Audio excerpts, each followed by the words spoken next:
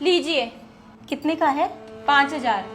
ठीक है, मैं तुम्हें 2,500 रुपये देती हूँ, तुम ऑनलाइन करा दो। 2,500 नहीं, आप दोगे 3,000 और मैं दूंगी 2,000। क्यों? हमेशा तो आधा आधा देते हैं ना। हमेशा से तो हम पागल बनते हुए आ रहे थे, पर अब नहीं बनेंगे। आप 3 जने हो मुन्ना के समेत और हम 2, इसलिए आप 3,000 दोगे और हम 2,000। और ये पकड़ो बिल, जमा करवा देना।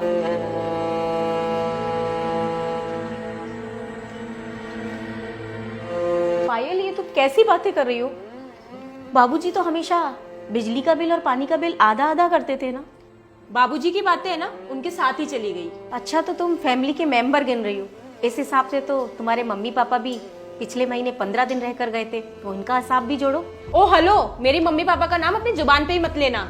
और वो आते हैं ना तो मेरा खाते हैं, तुम्हारा कुछ नहीं खाते।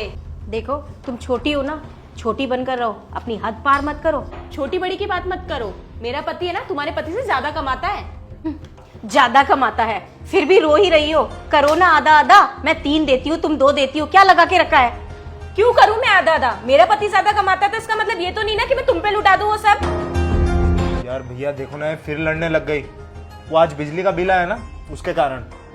भाई तू चिंता मत कर, तुझे पता है ना पिताजी ने मरने से पहले क्या कहा था कि अगर तुम दोनों भाई एक दूसरे को समझोगे और साथ रहोगे तो ये कितना भी झगड़ ले, इन औरतों का कुछ भी हो जाए, लेकिन तुम दोनों कभी अलग नहीं होंगे, ये परिवार एक रहेगा। मगर ये रोज घर में जो कलेश होता है ये भी तो ठीक नहीं है ना भैया। इनके कारण अपना काम नहीं हो पाता है। तुम उसकी चिंता छोड़ो, मैंने उसका भी समाधान कर दिया है। आज के बाद ये दोनों औरतें इस घर के अंदर कभी लड़ाई नहीं करेगी। ऐसा क्या कर दिया भैया आपने? अरे बस तुम तो देखते जाओ। मेरा पति इतना ही कमाता है तो अलग मकान बनाकर रहो ना। तुम क्या इस मकान को दहेज में लेके आई हो? करना ही है ना तो इस घर का बंटवारा करो। सुनिए, वो जेपी सर है क्या? हाँ है, लेकिन आप कौन? वो उनसे कहिए कि वकील साहब आए हैं। ठीक है। सुनिए, आपसे मिलने कोई वकील साहब आए। ठीक है, तुम चलो मैं आता हूँ। ठीक है। सुन भाई, तू पूछ रहा था ना कि आपने क्या किया है, आ चल दिखाता हूँ तुझे तमाशा। आजा आजा, मजा आने वाला है। जी आप ही हैं जेपी सर? हाँ जी बताइए। जी मैं बनवारी जी का वकील हूँ। आपके पिताजी ने मरने से पहले एक वसीयत लिखवाई थी और ये कहा था उनकी मौत के 6 महीने बाद में वसीयत पढ़ के सुना दूँ। तो घर के सारे मेंबर अगर सामने जाए तो वो वसीयत पढ़ दूँ? हाँ बिल्कुल, ये मेरे छोटे भाई है और बाकी ये फैमिली के मेंबर्स है। आप बताइए क्या लिखा हुआ है वसीयत में? देखिए, जैसा इसमें लिखा है वैसा मैं पढ़ के बता देता हूँ। उन्होंने लिखवा है कि मेरे मरने के बाद मेरे दोनों बेटों में अगर आपसी लड़ाई होती है, अनबन रहती है और उनकी दोनों पत्नियों में झगड़ा होता है तो ये पूरा मकान ट्रस्ट में चला जाएगा। तो मुझे सिर्फ यही जानना है कि आप लोग आपस में झगड़ा तो नहीं करते, आप लोगों में प्रेम है? नहीं सर, हम दोनों भाई में कोई झगड़ा नहीं है, बाकी आप इनसे पूछ लीजिए।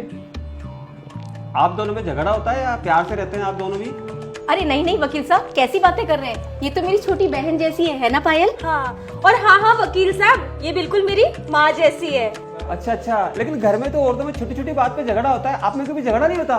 बिल्कुल नहीं वकील साहब, बिल्कुल नहीं। है ना पायल? हाँ। भैया ये क्या हो रहा है? ये उल्टी गंगा कैसे बह रही है? जो सस्पेंस था ना वो यही है, और ये कोई वकील नहीं है, मेरा पुराना दोस्त है, थिएटर करता था, उसकी एक्टिंग वहाँ तो काम आई नहीं, आज यहाँ काम आ गई। अरे वाह भैया, कमाल कर दिया आपने तो। अच्छा जेपी सर, मैं चलता हूँ। और हाँ, वसीयत के अनुसार मैं हर 6 महीने में आता रहूंगा और पता करूंगा कि आप लोग प्यार से रह रहे हैं नहीं रह रहे हैं, और अगर झगड़ा होगा तो ये सारी प्रॉपर्टी ट्रस्ट में चले जाएगी। हाँ वकील साहब, अब आते जरूर रहना हर 6 महीने में। ठीक है। घर की औरतों को कभी भी पूरी सच्चाई नहीं बतानी चाहिए, वरना वो कभी भी पूरे घर को बर्बाद कर सकती है, ऐसे ही झगड़ा करके।